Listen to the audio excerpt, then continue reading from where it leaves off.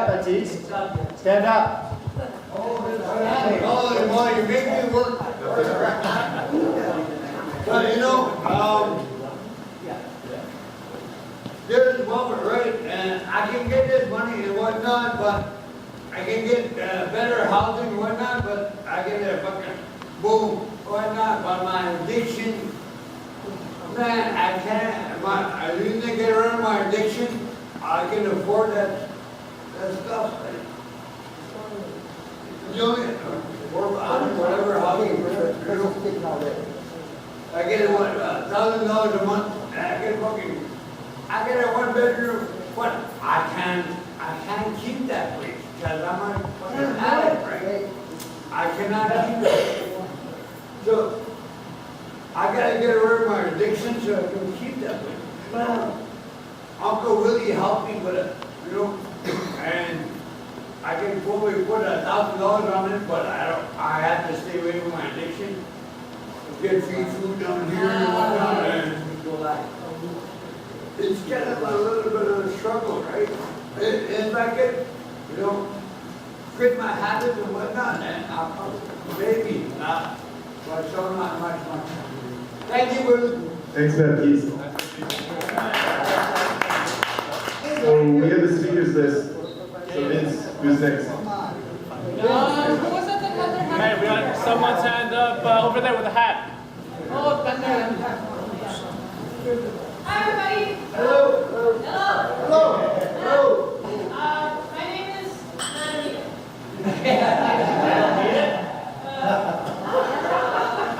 I just wanted to, I guess the 58 Days of Rage is starting on the 23rd of August. I just wanted to invite you, my brothers and sisters through All for Saves Lives are going to be having a candlelight vigil on August 31st for all our loved ones lost to shine the light. And I'd like, just letting everybody know here, you know, as part of the action too. Thank you. Thank you. Thank you. August 31st, right? Yeah. What's got over here? Goober? I don't have to. But I think I will.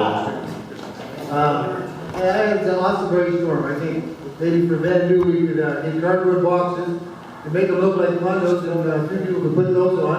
And then we get all the posters to look like a door, right? Everybody's poster will look like a door, and then something on it relating to your experience in an SRO or a room or something, right? And every box, cardboard box, would have something on it related to an experience in an SRO, right? And we march down there like a little city block of our own, right? And you know, so that's just my brainstorm. Thank you. I like that. Alright, so street theater, is that street theater? Street theater. Props. Street theater. Beautiful. Photo?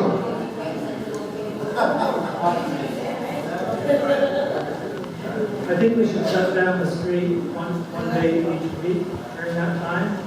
And perhaps one of those days we could have busking day. Jugglers and musicians and clowns, etc., etc. Hey, so shutting down the streets one day a week, how's that sound? Yeah. They gotta move their money around, so when we stop them in the streets, they get really mad, because that's all they care about, is their money moving around.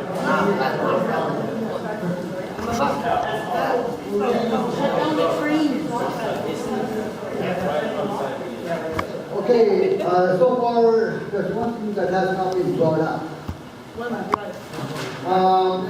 Hey, do you mind if someone's speaking right now?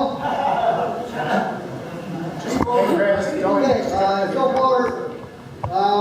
far, what's support and why are they not here? The Chinese community, why are they not here? They aren't here? They're not here. What are you talking about? And we're supporting them, and they should be here. That's all I'm going to say. Hey Chris, that's bullshit. There's an Asian translator right here. One of my MCs is from the church. What are you talking about? All of us here, yeah, okay. We're all in this together, right? There's got more Quebecois here, Chris. Where are the fucking Quebecois?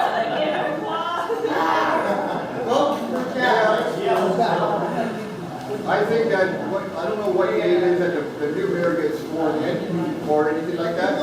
I think that. I think.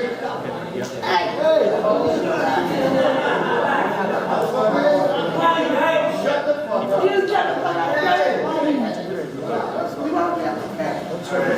Whatever.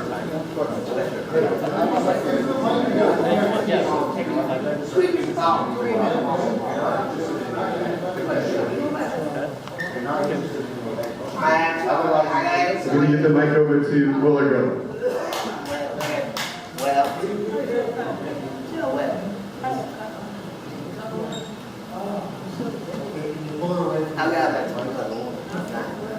Take out.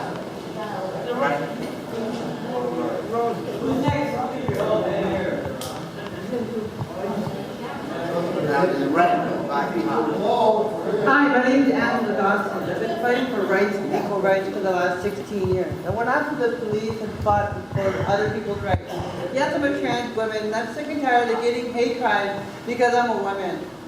And, you know, getting hate crimes out of housing after 15 months, getting batterized and getting brutalized and psychologically messed up. So I'm scared. And now I'm homeless for over a year and a quarter, okay?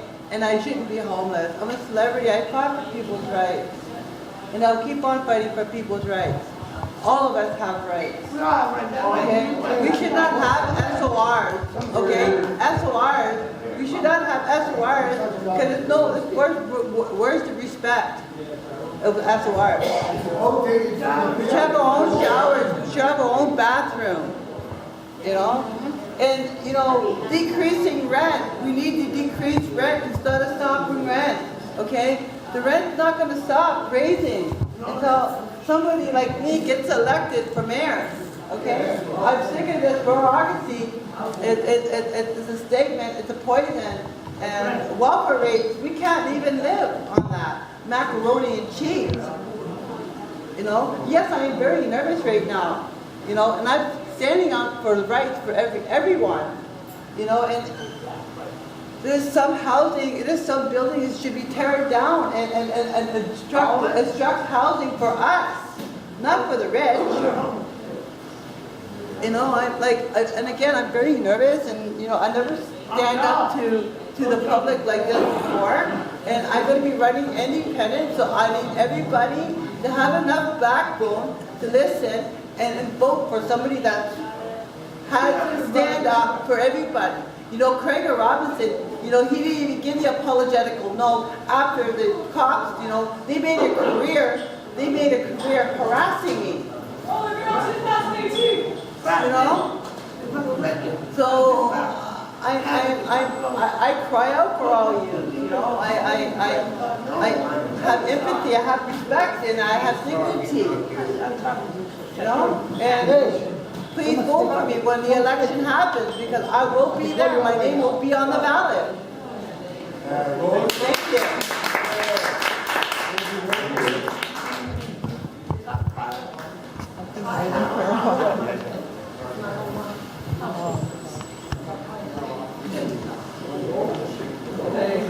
My name is Erica. I'm actually really nervous right now. So I was thinking about this 58 days.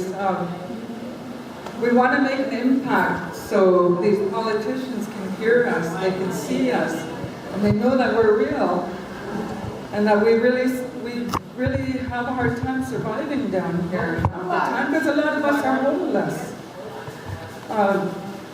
I was thinking of this story in the Bible. I don't think I'm going to start preaching here or anything, but when the Israelites were trying to take over Jericho, they marched around for 7 days.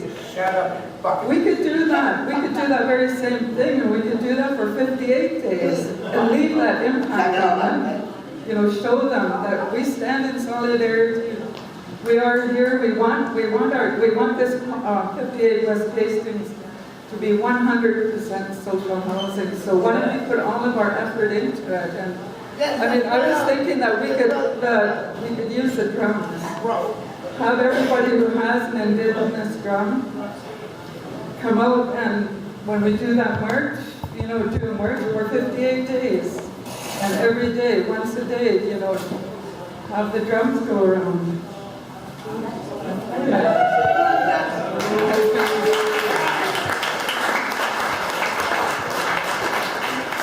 So marches and drums, that sounds beautiful. That's powerful. Fucking do that, that's amazing. Who else wants to go? Well? 2, 3, 4. My name's Miles. I've been on the streets for a lot of years. I did years ago, I did a little bit of pole sitting. And I don't know if you guys know what pole sitting is. That means we cement a pole in the ground, we do it real quick, we do it at night when they're not looking. And then you hook my ass up there, and I sit there for 58 days. I'm willing to do that for this. And I do mean that. Thank you.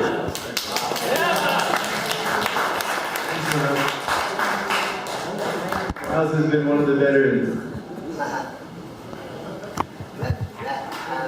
I guess I wanted to talk a little bit about what our strategy is with this. So I guess a couple of points I wanted to make. One is that I think we should be aware that elections don't change the balance of forces, they just reflect them. So we're not going to get a council that's all of a sudden going to cave to our demands. That is not going to happen. So insofar as we participate in use the election as a flashpoint, our objective should be increasing our own unity as a community and increasing our own ability to mobilize and put pressure when the election is over. There's a poor people's movement kind of saying, and I don't know where it comes from first. I heard it from folks in Philadelphia who were doing poor people organizing in the 90s. And the saying is, we only get what we're organized to take. They're not going to give us anything out of the loveliness of their heart. They're going to give us shit to the extent that we're able to be disruptive and make them scared of what happens if they don't give in to our demands.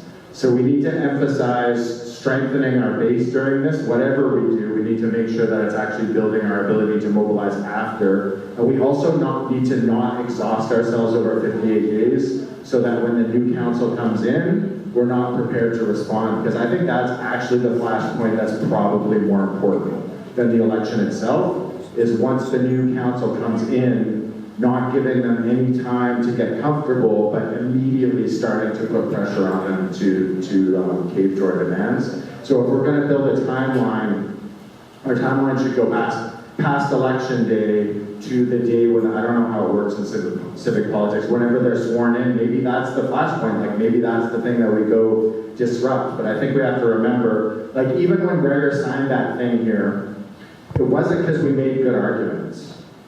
And it was a little bit because we were really united and we wouldn't back down and we weren't going to let him easily leave without signing it. But more than any of that, it was because of the 6 months of organizing before that, where we did the paint-in, we did the March for Housing Justice, and then we established that tent city on 58. That's the stuff that they're actually scared of and is going to make them back down. Solidarity.